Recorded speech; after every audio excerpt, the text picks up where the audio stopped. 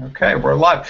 Yep. Welcome to another Security Ledger Hangout, and we're here once again talking with our friend Per Thorsheim from the Passwords Con. Per did a hangout with us way back when, around Passwords 12, and we're talking today about Passwords 14, which is coming up next week in Las Vegas, August 5th and 6th. It's going to take place at the Tuscany Hotel and Casino in Las Vegas, alongside the B-Sides Las Vegas conference. And Passwords Con is kind of the premier technical conference focused on password, both password security, password cracking, anything having to do with passwords and authentication. This is the show for you. Per is in Bergen, Norway, and he's joined us via Google Hangout. Per, thanks for coming on and talking to the Security Ledger. Welcome. Yeah, hey, thanks for having me. We're pleased to. So we tried to do this one time before, and Google kind of ate the Hangout. So let's try it again, and I think we'll get it right this time. Tell our audience, tell our viewers, in a few words, just what is PasswordsCon and what can you find there? Well, PasswordsCon is the first and only conference in the world, as far as I know, that is only about passwords and PIN codes. And this time around, second time in Las Vegas, it gathers security professionals and academics from 6 different world continents, to essentially talk about passwords and PIN codes for 2 days, 2 full tracks both days. Wow.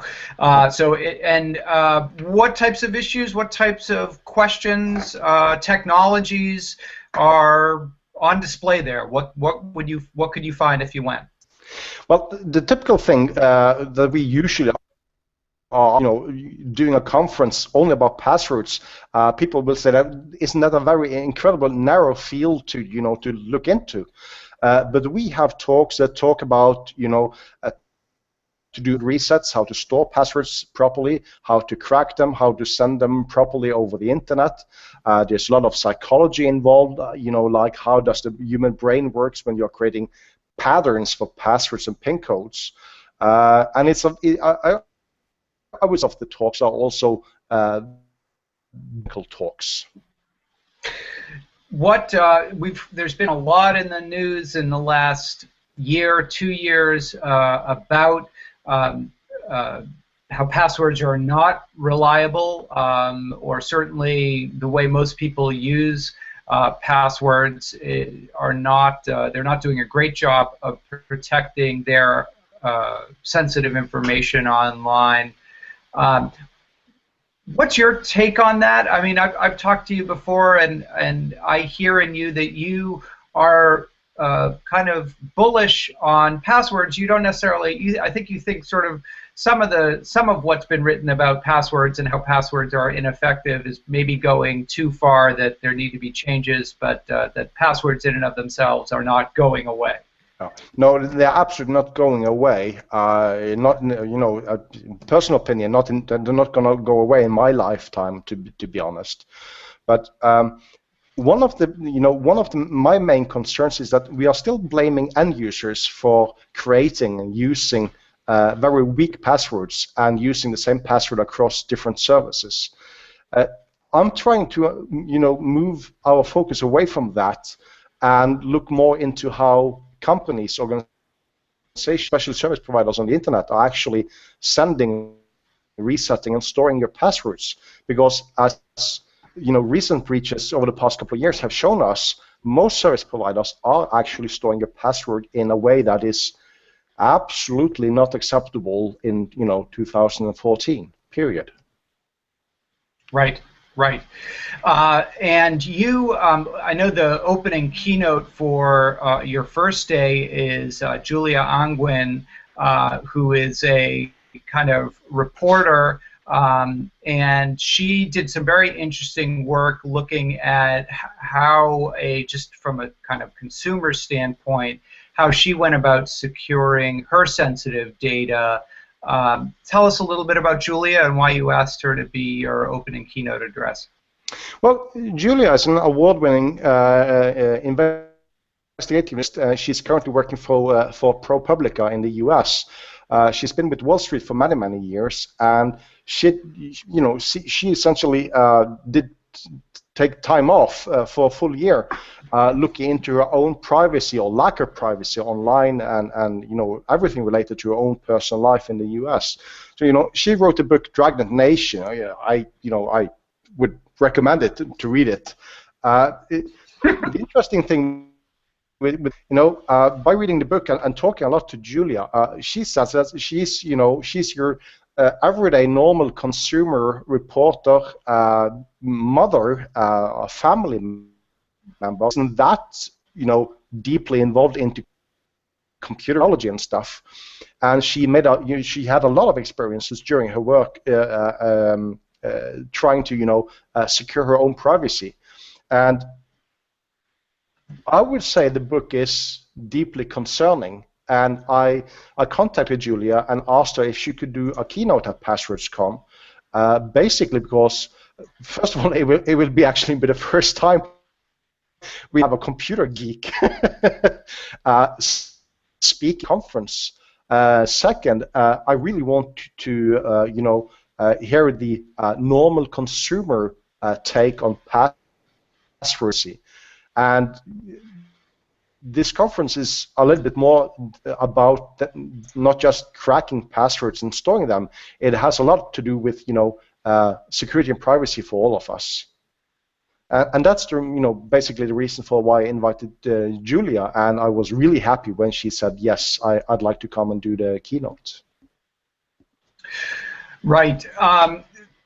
A little, and I think that's a really important. I think that's a really important point that you make, which is that many of the protections that consumers really only have a limited amount of control or responsibility over some of this stuff. That some of the problems that have been exposed have nothing to do with users choosing weak passwords, but in fact have to do with the technology and infrastructure that is running behind the scenes and kind of supporting those password features. I know one of the features of past password, God bless you, past password cons, and it's a feature this year as well, is technology that folks who are really very involved in this technology, password security and the issue of passwords and passkeys, use to crack passwords and basically show what the limits are to particular passwords or password hashes, passwords of specific lengths. Certain types of encryption are used to crack passwords. And I know, just looking at your schedule, that there are quite a few presentations at Passwords 14 on different technical approaches to password cracking and also password security. Could you give us kind of an overview of what's going to be on display out in Las Vegas next week when it comes to password cracking in particular? Well, for password cracking, there's we do talk about brute force attacks, which is basically having a massive amount of computing power and to try absolutely all possible combinations. That really does has its limitation, even if you have massive computing power available. So the other approach is to do, let's say, call them logical attacks. You will have to figure out the patterns that people are using passwords, and this is a lot of psychology, and apply those patterns when creating passwords and passphrases that you think people are using, and then use those to look for finding and cracking the correct passwords. There are also discussions during the conference that are related to the password hashing competition, which is an ongoing moment where the goal is to come up with a new and improved way of storing your passwords in different types of computer systems. And several of the talks are deeply related to that competition, which will be introduced by Jean-Philippe Ormerson from Switzerland. There are also more practical stuff, like one talk about the PCI DSS standard for how to store and handle credit card transactions, including passwords and PIN codes. And there are also several other talks that are related to, as an example, corporate environments and how do they store and send passwords in corporate environments. So there are many different approaches to this. Right.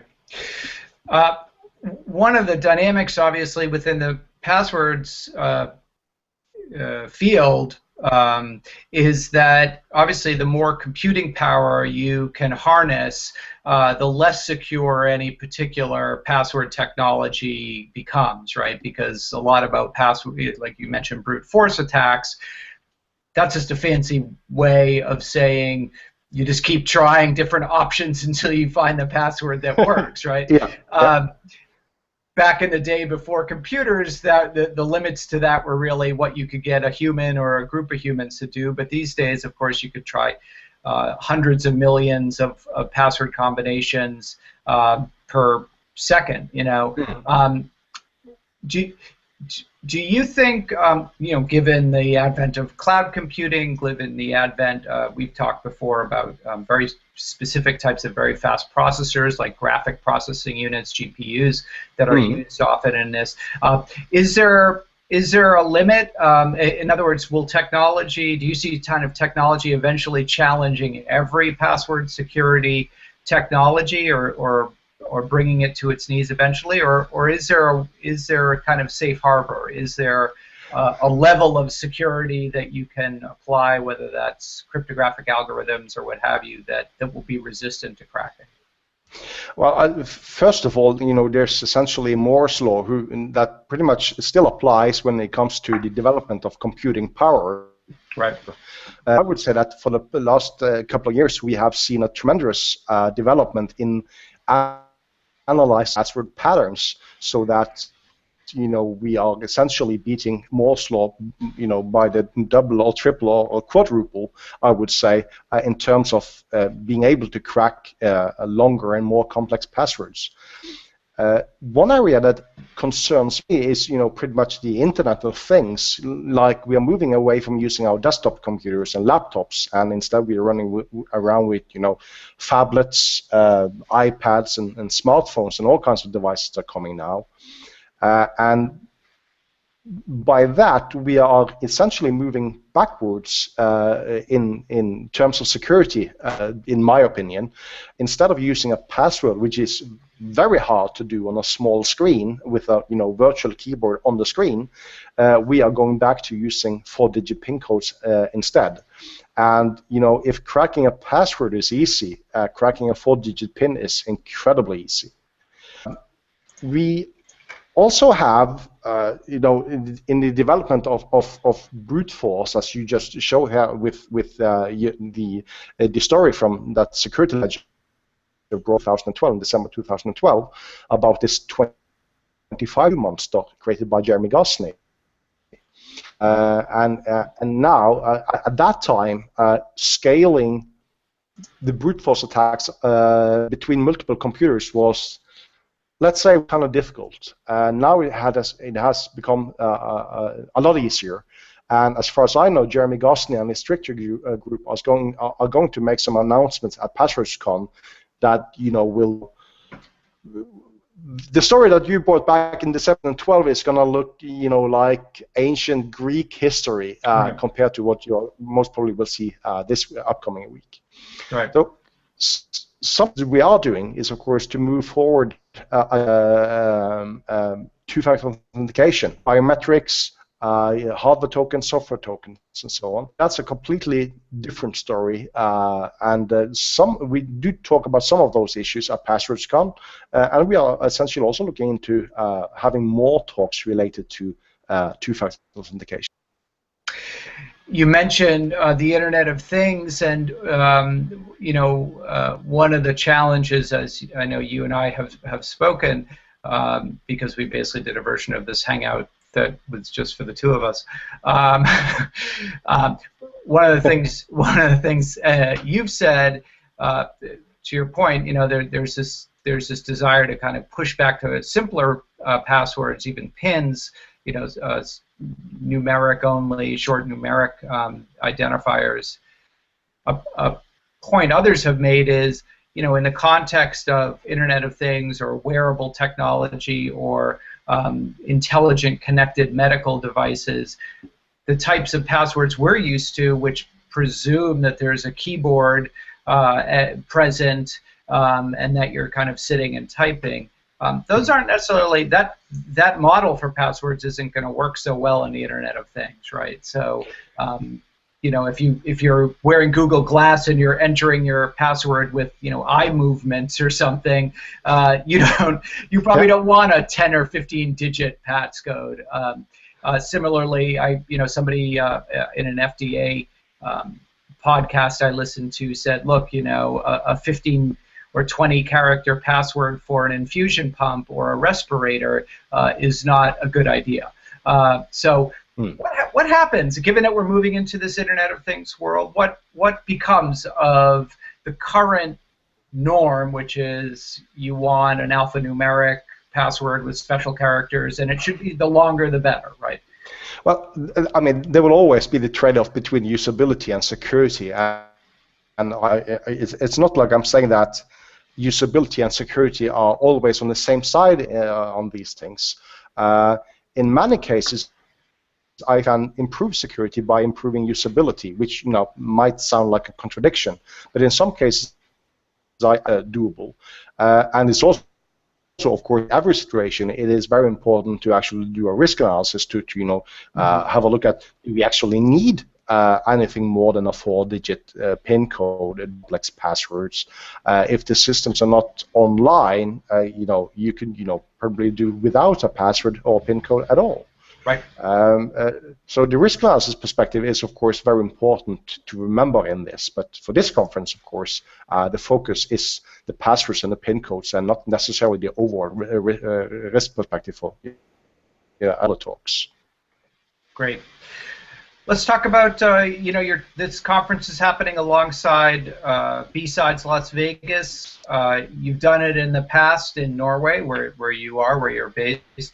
What do you get by coming to the United States, and what do you get by holding this really in the shadow of Black Hat and DEF CON? Well, the last year when we did the conference in Las Vegas, we had 2 days, a single track, and we were approximately 120 people all in all for those 2 days. This time, doing it together, co-locating and cooperation with B-Sides, we suddenly have space for 400 people at PasswordsCon, and if you attend B-Side or PasswordsCon, both are for free. They are both at the Tuscany, and you can move back and forth between all the tracks as much as you like. So, to us, it's an enormous expansion of the conference. We're really looking forward to it this time as well. I think it's going to be, well, I'm not neutral on this, of course, but I think it's going to be a lot of fun. We have many different interesting talks. There are talks that are deeply technical. I'm to say that we have more female speakers than more. And here's a tip for you. If you are really into the deep, hardcore hardware stuff, you need to come listen to Katja Malvoni. She's cooperating with the legendary solar designer of the Open World project and the creator of John the Ripper. And she's doing a technical talk. I've listened to her before, and believe me, it's technical. All right.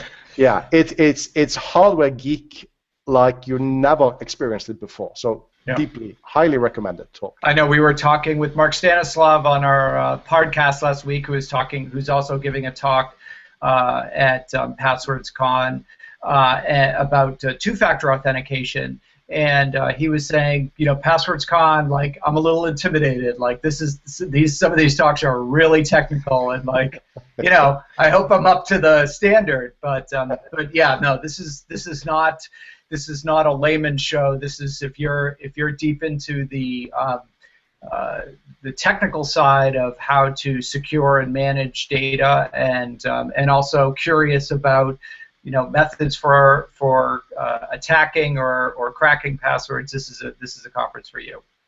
Absolutely. Most of the talks talks will often be cryptography and deeply technical, but some of the talks also do get into the psychology perspective and usually perspective of passwords and pin codes. So Sure.